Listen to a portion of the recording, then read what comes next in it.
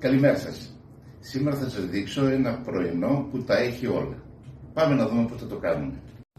Για το πρωινό μας θα χρειαστούμε 2 φέτες από τόστ, 1 φέτα κασέρι, 1 αυγό, 1 πιάτο και ένα ποτήρι που η διάμετρος του θα είναι 5 με 6 εκατοστά. Παίρνουμε τη μία τη φέτα, τη βάζουμε στο πιάτο και πλέον με το ποτήρι στο κέντρο της φέτας πατάμε, το περιστρέφουμε καλά ώστε να έρθει να βγει. Λοιπόν, τώρα βάζω τη μία τη φέτα κάτω, βάζω το κασέρι,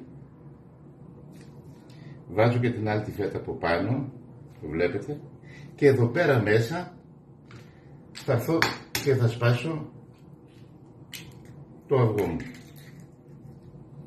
Αυτό τώρα είναι έτοιμο να το βάλω στο φούρνο μικροκυμάτων.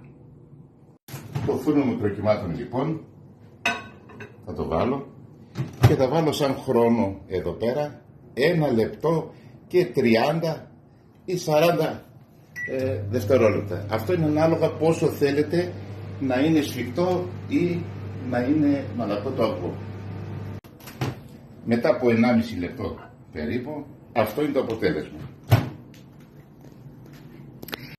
Κατά προτίμηση μπορούμε να ρίξουμε λίγο λαδάκι, λίγη ριγανίτσα, κατά προτίμηση,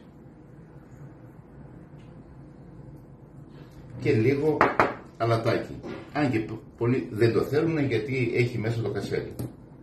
Αυτό είναι.